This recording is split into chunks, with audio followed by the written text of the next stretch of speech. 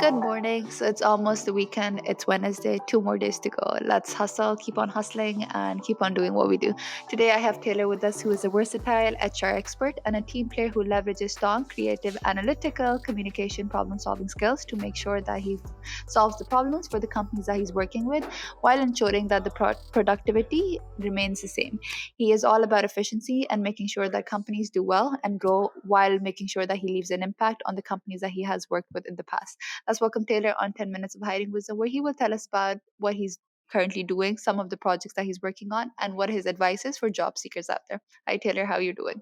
I'm doing well. Thanks for having me. Of course. So, Taylor, can you tell us about where you work, what your position is within the company, and what the company does? Yeah, I'm the VP of HR at Alma Technologies in Portland, Oregon, which is an Edtech company. We make a student information system, or an SIS. Okay. Yeah, Sorry, go ahead. that's it. Okay. So I'm curious because there's so many edtech companies out there. How does your specific company distinguish itself from other edtech companies? Yeah, so an SIS is different from a learning management system or an LMS in that we provide the administrative software for schools and school districts. Our value proposition is that we're better able to meet the needs of independent schools and small school districts. So we're super well designed, powerfully engineered, but our customer experience is going to be better than a bigger legacy company. Okay. And when you choose schools specifically for your company, are there certain standardized methods that you go for, or is it just for small to medium sized schools and smaller districts? Yeah, right now it's. I mean, we're active in every state in the U.S. and we're going international, but we're very much targeting districts that are under 10,000 students or independent schools, and that's because the the grading metric is going to be different in New Hampshire than it is in California, and state reporting is going to be different in Ohio than it is in Colorado, and we're able to adjust the system to meet those needs for smaller schools everywhere. Okay, that makes sense. So, Taylor, I'd love to hear what got you into HR. Like, why specific? What did you study? What was your route? And how did you end up in HR specifically? Yeah, I think I have somewhat of a non-traditional background. I studied philosophy and international affairs, and I got into HR actually working in the food industry in New York City, and working in management, and then focusing more on people and operations as opposed to finance. And so just sort of growing organically in roles, and then eventually pivoting into a pure HR role and becoming certified as a professional through SHRM, or the Wow. Society for Human Resource Management. So you took philosophy. I remember I took certain courses to match my credit. What are they credits to make sure that I graduate on time? And I took a philosophy class, and I studied about inductive reasoning, deductive reasoning, Yeah. and I struggled to say the very least.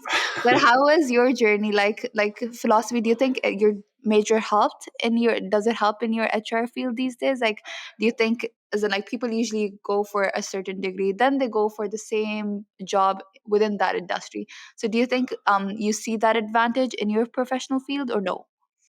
Um, maybe aspects of it. I never, when I was studying philosophy, I didn't think I was going into HR. It has sort of happened to me. I think studying philosophy has just given me, I think, better reasoning, better empathy, um, and then specifically in HR, I think being able to sort of adopt a more stoic um, approach to dealing with interpersonal problems, workforce management problems, organizational growth. I think that's all helpful. So I guess the ability to reflect back on what I have learned helps me in a people focused way. Okay, thank you for sharing that.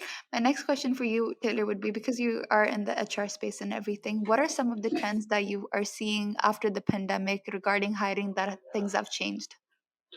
Yeah, yeah, a lot has changed for sure.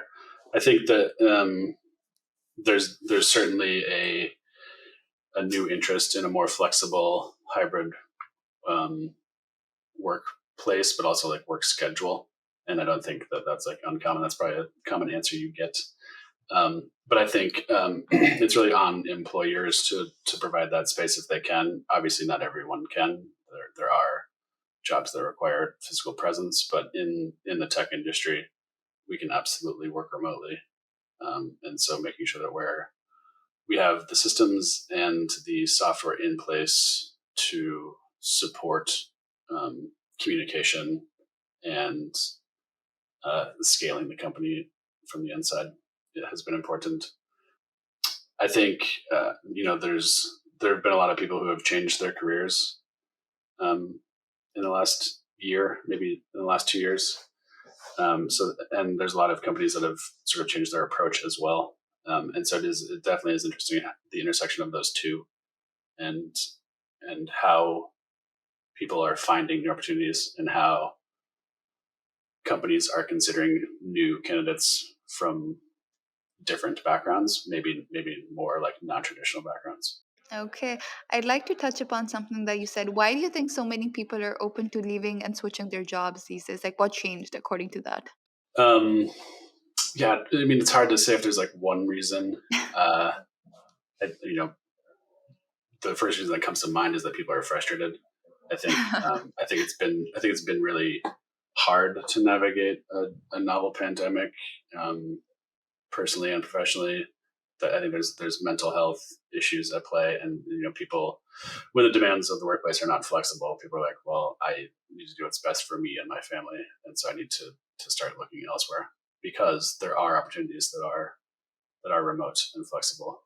Um, I think with I think it's easy to learn. It's easy to get lots of free information, and I think there's been a renewed focus on that as opposed to like on passive entertainment. And so people are going back to coding school. People are going back to project management school, and they're taking these online courses, and they're developing themselves in new professional ways. It's awesome to see. Okay, thank you for sharing that. My last question, Taylor, for you would be you mentioned that your company, as in like it's thinking of going international and everything. So considering that your company must be going, so what are some of the positions that might be open within your company that if so that if people are listening and they know that they should apply? Yeah, we're actually I'm actually looking to fill 5 positions right now. We have 2 senior level positions. I'm hiring a senior DevOps engineer, and I'm hiring for a senior engineer, full stack, just someone with full experience there. I'm looking for a product manager. I'm looking for a product designer, and I'm looking for a customer engagement specialist. Okay, so if any of you who is into these roles is listening, make sure you can reach out to me. And if I do find you a good fit for Taylor's company, I'll definitely send those resumes his way. Well, Great. Taylor, our time is up. It was an absolute pleasure speaking to you, learning about your company and your non traditional journey. It's great to see that your philosophy helps you to empathize and understand people much more because I think HR, that's so important when it comes to HR because you need to be sensitive to the people that you're dealing with. And it's great to see that people like you still exist. Thank you so much, Taylor, and I hope you have a great rest of your day. Yeah, thank you very much. You too.